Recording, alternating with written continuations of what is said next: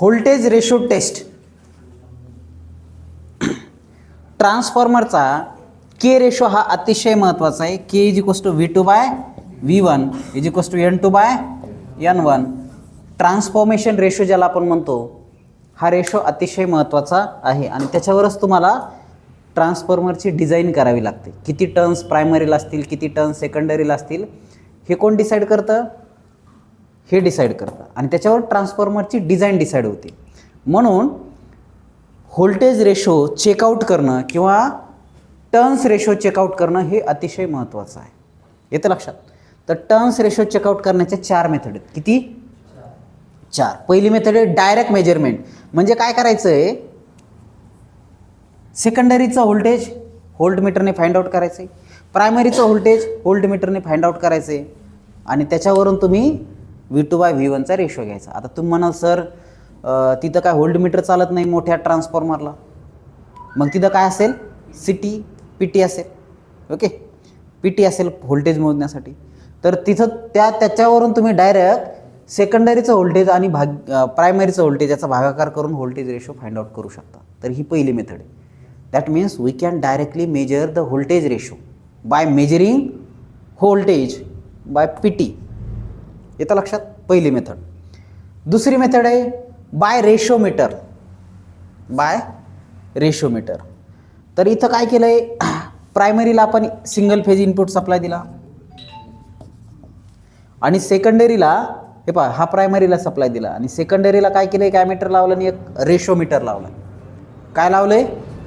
रेशोमीटर. आणि ह्या रेशोमीटरने आपण रेशो फाइंड आउट करणार आहे. समजा 1 2 3 4 असे टॅप आहे आणि ह्या टॅप समजा बरं का हा 200 व्होल्टचा सप्लाय आहे इनपुट आणि ह्या प्रत्येक टॅप कितीची आहे?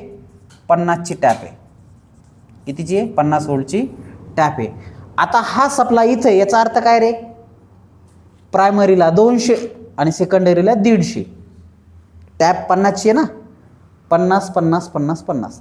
ही जर 4 वर असेल तर प्रायमरीला 200 सेकंडरीला 200. ही जर 2 वर असेल तर प्रायमरीला 200 सेकंडरीला 100. ही जर इथं असेल तर प्रायमरीला 200 सेकंडरीला 50. एक टॅप जर समजा 50 व्होल्टची असेल तर. ओके, याच पद्धतीनं by tap changing. Okay, by tap changing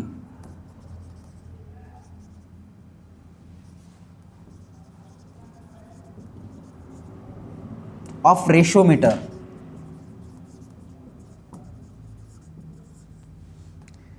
we can calculate the voltage ratio. अशा पद्धतीने आपण व्होल्टेज रेशो फाइंड आउट करू शकतो. हे primary to secondary voltage. Okay, आणि त्याच्यावरून तुम्ही V2/V1 फाइंड आउट करू शकता. सिम्पल आहे. हे कॅल्क्युलेट केल्याच्या नंतर V2/V1 is equals to find out करू शकतात के. येतं लक्षात? तर ही दुसरी मेथड आहे मेजरमेंट बाय रेशोमीटर.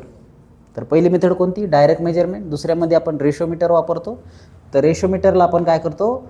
एका बसबारवर प्रायमरीला अशा पद्धतीने सप्लाय देतो आणि दुसऱ्या साईडनं काय करतो? रेशोमीटर वापरतो. रेशोमीटर काय करतंय? रेशो फाइंड आउट करतंय. 1:1, 1.5, 1:2. ओके, 1:0.5, 1:0.75 अशा पद्धतीने रेशो फाइंड आउट करणं आणि 1:1 म्हणजे प्रायमरी सेकंडरी सेम. तर हे व्होल्टेज रेशो बाय रेशोमीटर. समजलं? आता तिसरी मेथड बघा, स्टँडर्ड ट्रान्सफॉर्मर. परत हे सिंगल फेजचा सप्लाय आहे बसबारला. ही तुमची एक ट्रान्सफॉर्मर आहे. ओके, ही प्रायमरी आणि ही तुमची सेकंडरी. इथं पण परत प्रायमरी आणि ही सेकंडरी. तर मधात काय लावायचं? एक व्होल्टमीटर लावायचं. मधात काय लावायचं? व्होल्टमीटर. आणि एक ट्रान्सफॉर्मर स्टँडर्ड ट्रान्सफॉर्मर घ्यायचा. एक ट्रान्सफॉर्मर काय घ्यायचं आहे? Standard transformer.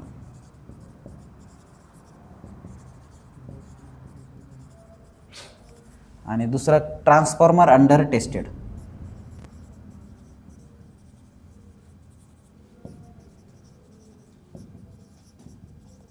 Transformer under tested. तर याचं आपल्याला टेस्टिंग करायचं, त्याचा रेशो. समजा हे व्होल्टेज 0 दाखवलं, याचा अर्थ काय रे? व्होल्टेज 0 दाखवलं याचा अर्थ काय? याचा व्होल्टेज, याचा सेकंडरीचं व्होल्टेज आणि याचं व्होल्टेज 0 कधी होईल? ज्यावेळेस करंट फ्लो होणार नाही, पोटेन्शियल डिफरन्स 0 आल्याच्या नंतर. याचा अर्थ काय? याचा व्होल्टेज आणि याचं व्होल्टेज सेम आहे. आता हे तर प्रायमरीला एकाच याला कनेक्ट आहे ना, सेकंडरी व्होल्टेज सेम आलं, याचा अर्थ काय? याचं आणि याचं व्होल्टेज सेम आलं. येतं लक्षात?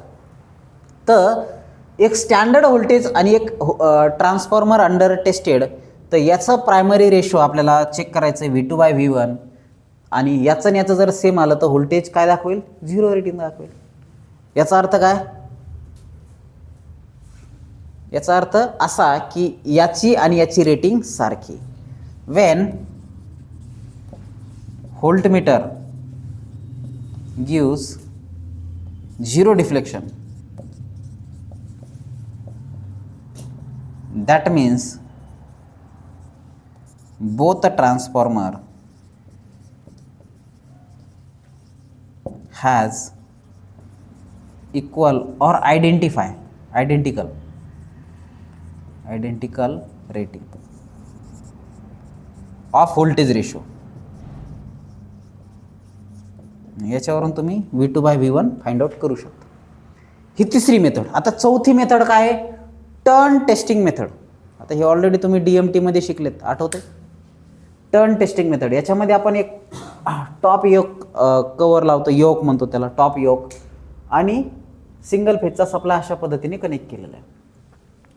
तर याच्यामध्ये आपण 2 कॉईल लावतो आणि C1 C2 C3 C4 आणि C5 C6 अशा 6 कॉईल लावल्यात.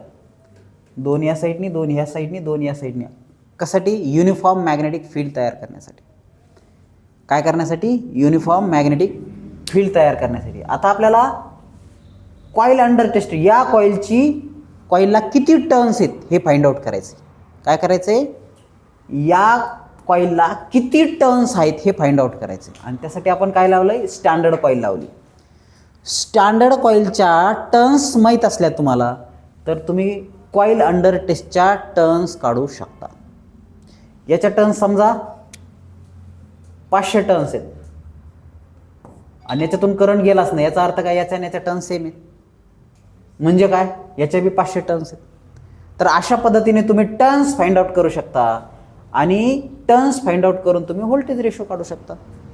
तर ही मेथड कुठं वापरतो आपण? व्हेरी हाय व्होल्टेज रेशो ट्रान्सफॉर्मरला. जास्त व्होल्टेज रेशो जिथे आहे ट्रान्सफॉर्मरचा, अशा ठिकाणी ही मेथड वापरतो आपण. आता एका साईडला खूपच टर्न्स असतात ना, त्या टर्न्स फाइंड आउट करायच्या आपल्याला. कशा फाइंड आउट करणार? तर एक कॉईल अंडर टेस्टेड ठेवायची आणि एक स्टँडर्ड कॉईल. आता स्टँडर्ड कॉईलचे टर्न्स तुम्हाला मिळाले समजा, आणि दर डिफ्लेक्शन 0 असेल, तर याचा अर्थ काय? स्टँडर्ड कॉईलच्या टर्न्स तुम्हाला ऑलरेडी नोन असतात, माहीत असतात, आणि याच्यात डिफ्लेक्शन नाही दाखवलं, याचा अर्थ काय? दोन्हीचे टर्न्स सेम आहेत. मग अशा वेळेस तुम्हाला या कॉईलच्या टर्न्स सेम करता येतात, कॅल्क्युलेट करता येतात. सेम नाही, कॅल्क्युलेट करता येतात. आणि इथं आपण काय करतो? हा सिंगल पेज सप्लाय तुमचा, आणि अशा पद्धतीने कोअर सर्क्युलेशन करतो. तर हे कंप्लीट पाथ होतात. इथून ह्या फ्लक्सच्या अशा पद्धतीने फ्लक्स जातात.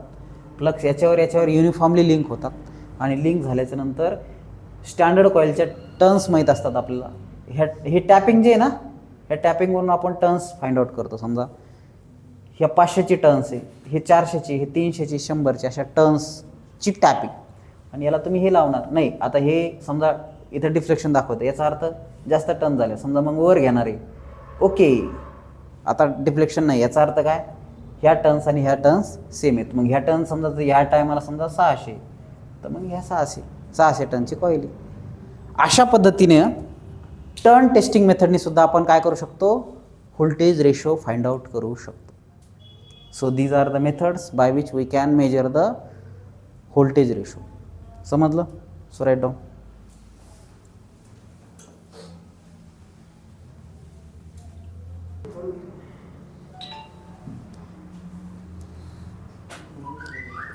ह्या 2 टेस्ट अतिशय महत्त्वाचे आहेत, पोलॅरिटी टेस्ट आणि phasing out test, polarity test and phasing out test, ह्या दोन टेस्ट महत्त्वाच्या आहेत ट्रान्सफॉर्मरमध्ये. या टेस्ट या टॉपिकमध्ये विचारल्या जाणार आहेत तुम्हाला. दोन्हीपैकी एक कंपल्सरी येणारच आहे. दोन्ही बी प्रॅक्टिकलमध्ये तर ऑलरेडी झाल्या असतील ना तुमच्या दोन्ही बी. बरं ठीक आहे, नसेल तर याच्या आपण दोन्हीच्या एक व्हिडिओ यूट्यूबला अपलोड करून टाकू. ओके, तर पोलॅरिटी टेस्ट बघा. या टेस्टमध्ये तुम्हाला माहिती आहे आता ट्रान्सफॉर्मरचं आयडेंटिफिकेशन कसं करायचं, कोणता न्यूट्रल असेल, कोणता आर असेल, कोणता वाय असेल, कोणता बी असेल, हे कसं आयडेंटिफाय करायचं आहे. तर हे ट्रान्सफॉर्मर आहे, त्याचं नॉमेनक्लेचर पकडायचं ट्रान्सफॉर्मर आणि त्याच्या लेफ्टपासून राईटपर्यंत टर्मिनलचे नाव द्यायचे. तर म्हणजे N R phase, Y phase, B phase म्हणजे ए बी सी नाव दिलं. तसंच इथं N A phase, B phase, C phase अशापासून बघा. The H V and L V terminal of single phase and three phase transformer should be always mark as per IS 2026/1962. याच्यानुसार IS कोडनुसार याचं marking असतं. आणि terminal should be left to right. Terminal कसे असणार, left to right असणार, डावीकडून उजवीकडे. आणि त्याच्यामध्ये capital letter for HV side. तर ही कोणती साईड आहे तुमची, HV साईड, आणि ही कोणती साईड आहे, LV side. Capital letter indicate the HV side and small letter indicate LV side. मग सिंगल फेज असो का थ्री फेज असो, तर हे सिंगल फेजसाठी अशा पद्धतीनं आणि थ्री फेजसाठी अशा पद्धतीने. इथपर्यंत आले. Okay tested. तर डावीकडून उजवीकडे तुम्ही काय करायचं, फेजिंग द्यायची, पोलॅरिटी द्यायची, त्याचं नाव द्यायचं. हे neutral, R phase, Y phase, B phase. येतं लक्षात. पहिला न्यूट्रल, नंतर R phase, Y phase, B phase, आणि रिस्पेक्टिव्ह दुसऱ्या साईडला बी तेच. HV साईड कॅपिटलने दाखवायची, LV साईड स्मॉलने दाखवायची. येतं लक्षात. त्याच पद्धतीने सिंगल फेजसाठी हे कॅपिटलने, ते स्मॉलने. आलं लक्षात. आता आपल्याला काय करायचं आहे, पोलॅरिटी टेस्ट चेक करायची, म्हणजे वेदर पोलॅरिटी इज ॲडिटिव्ह और सबस्ट्रॅक्टिव्ह, पोलॅरिटी करेक्ट आहे का नाही. बघा, ट्रान्सफॉर्मरची वाइंडिंग असते अशा पद्धतीने, ट्रान्सफॉर्मरच्या इनकमिंग असेल अशा पद्धतीने आउटगोईंग असेल. ओके, ही प्रायमरी आणि ही सेकंडरी समजा. तर हे ट्रान्सफॉर्मरची ही primary. Okay, right hand grip रूलने तुम्हाला डायरेक्शन मिळेल. प्लगच्या अराउंड प्लग्स अशा चालल्यात, सेकंडरीला लिंक झाल्या, सेकंडरीला EMF तयार झाला. तर हे डायरेक्शन काय रे, इनकमिंग आहे ना. तसं इकडून पण, इकडून राईट हँड परत, ही आउटगोईंग. तर अशी जी पोलॅरिटी असेल ही काय आहे, ॲडिटिव्ह पोलॅरिटी. ओके, आणि हे असं आणि हे असं अपोजिट जर असेल तर ही सबस्ट्रॅक्टिव्ह पोलॅरिटी. तर हे पोलॅरिटी आपल्याला फाइंड आउट करायचं. मग काय करणार तुम्ही, एक ॲटो ट्रान्सफॉर्मर लावणार. ॲटो ट्रान्सफॉर्मर म्हणजे व्हेरिएबल सप्लाय असतो, माहिती आहे ना तुम्हाला, 0 to 270 व्होल्टचा सिंगल फेजचा सप्लाय. आणि हे ट्रान्सफॉर्मर आहे. या ट्रान्सफॉर्मरची ही प्रायमरी वाइंडिंग आहे, सेकंडरी वाइंडिंग. तर या वाइंडिंगच्या इथं बघा, याला लावायचं प्रायमरीचा सप्लाय याला द्यायचा, आणि सेकंडरीचा बघा, सेकंडरीचा हा टर्मिनल त्याच्या याच्या सिरीजमध्ये काय करायचं, एक व्होल्टमीटर लावायचं, आणि इथं याचा टर्मिनल परत बॅक कशाला द्यायचा आहे, प्रायमरीला द्यायचा आहे. अशा पद्धतीने कनेक्शन करा. ही पहिली कंडिशन. आणि यावेळेस काय होईल, V is greater than E1. If supply voltage is greater than E1, E1 पेक्षा सप्लाय व्होल्टेज जर जास्त असेल तर त्यावेळेस E1 आणि E2 दोन्ही काय ॲडिटिव्ह पोलॅरिटीमध्ये असतील. ओके, E1 आणि E2 दोन्ही कशा असतील, ॲडिटिव्ह पोलॅरिटीमध्ये असतील. ओके, आणि समजा आता दुसरी condition, if polarity is not correct. Okay, polarity correct नाही आहे, ॲडिटिव्ह नाही आहे, अपोजिट पोलॅरिटी, याचं डायरेक्शन असते तर त्याचं डायरेक्शन अपोजिट आहे. मग आता काय करायचं, तर अशा वेळेस पोलॅरिटीसाठी परत कनेक्शन बदलायचे आणि पोलॅरिटी करेक्ट करून घ्यायची. हा सप्लाय परत, आता इथं काय करायचं, एक व्होल्टमीटर द्यायचं आणि ह्याला शॉर्ट करायचं आणि परत तुमचं E1 E2 चेक करायचं. ओके, आणि जर पोलॅरिटी ओके होत असेल तर त्याला ॲडिटिव्ह पोलॅरिटी म्हणायचं. तर इथं काय होईल रे, E1 is greater than V1, V सप्लायपेक्षा E1 जास्त असेल. ओके, म्हणजे सप्लाय कमी असेल, E1 जास्त असेल, तर त्यावेळेस ती पोलॅरिटी करेक्ट असेल का, नाही. ओके. आणि जर नसेल करेक्ट तर मग परत तुम्हाला कनेक्शन बदलायचे आणि पोलॅरिटी करेक्ट करायची. ओके. तर हे ट्रान्सफॉर्मरच्या पोलॅरिटी फाइंड आउट करण्यासाठी ही टेस्ट केली जाते. मग त्याच्यावरून तुम्हाला लक्षात येईल कोणता टर्मिनल कोणता आहे या पद्धतीने येतं लक्षात.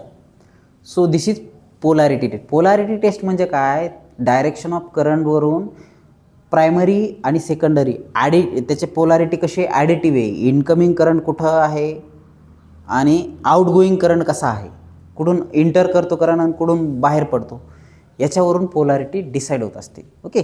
आणि ते चेकआउट करण्याचं काम ही पोलॅरिटी टेस्ट करते. समजलं. आता नेक्स्ट टेस्ट आहे फेज आउट टेस्ट. आता हे बघा 1 2 3, तर याचा फेज हा समजा आर आहे, तर यापैकी कोणता आर आहे समजतं का तुम्हाला. डिस्ट्रीब्युशनला किंवा ट्रान्समिशनला काय कलर वाईज कंडक्टर थोडेच असते का कलर वाईज नसतात. तर मग अशा वेळेस काय करायचं, तर अशा वेळेस तुम्हाला त्याचा रिस्पेक्टिव्ह फेज चेकआउट करण्यासाठी ही टेस्ट आपण वापरतो, त्याला फेजिंग आउट टेस्ट म्हणतो. तर इथं आपण काय करतो, DC सप्लाय लावतो. आता तुम्हाला माहिती आहे DCवर तर ट्रान्सफॉर्मर चालतच नाही. DCवर ट्रान्सफॉर्मर चालतं का नाही. मग इथं की दाबायचं आहे, प्रेस करायचं आहे, की दाबून चालू बंद करून काय होईल, गॅल्व्हॅनोमीटर डिफ्लेक्शन करेल. मग गॅल्व्हॅनोमीटरचं डिफ्लेक्शन किती होतं याच्यावरून तो त्याचा फेज आहे का नाही ते चेकआउट करायचं. तर बघा, this test is carried out only on 3 phase transformer to identify primary and secondary winding belong to same phase. म्हणजे याचा आर फेज हा आहे का हे माहीत नाही आपल्याला. मग चेक करायचं आहे. मग काय करायचं आहे, याला DC सप्लाय सोर्स द्यायचा आणि चालू बंद करायचं आहे. त्या चालू बंदवरून डिफ्लेक्शन होईल. इथं फ्लक्स लिंक होतील, झिरो होतील. याच्यावरून EMF तयार होईल आणि डिफ्लेक्शन दाखवेल. जर जास्त डिफ्लेक्शन झालं तर याचा अर्थ काय, तो फेज त्याचाच आहे. ओके. जर समजा जास्त डिफ्लेक्शन झालं तर हा फेज याचाच आहे. जर कमी डिफ्लेक्शन झालं तर मग दुसरं पुन्हा इथं गॅल्व्हॅनोमीटर कनेक्ट करा. ओके. याला सप्लाय द्या, गॅल्व्हॅनोमीटर इथं कनेक्ट करा. जर पुन्हा कमी डिफ्लेक्शन झालं तर इथं चेक करा. ज्याचं डिफ्लेक्शन सगळ्यात जास्त तो फेज त्याचा. समजा याचं डिफ्लेक्शन सगळ्यात जास्त हा फेज याचा. मग आता दुसऱ्याला सप्लाय द्या. पुढच्या वेळेस काय करायचं, इथं सप्लाय द्यायचं. पुन्हा राहिलेल्या 2 फेजला डिफ्लेक्शन चेक करायचं. ज्याचं डिफ्लेक्शन जास्त तो फेज त्याचा. आणि तिसऱ्या फेजला काय करणार आहे, 2 कलेक्ट झाले म्हणजे ऑटोमॅटिक तिसरा येणारच आहे. अशा पद्धतीनं याचा रिस्पेक्टिव्ह आर फेज, याचा रिस्पेक्टिव्ह वाय फेज, याचा रिस्पेक्टिव्ह बी फेज तुम्हाला फाइंड आउट करता येतं. तिथं कलर वाईज कंडक्टर नसतात. तर हे या टेस्टने फाइंड आउट करतो आपण. याला आपण काय म्हणतो, फेजिंग आउट टेस्ट म्हणतो. समजलं. काही अडचण नाही. Right on.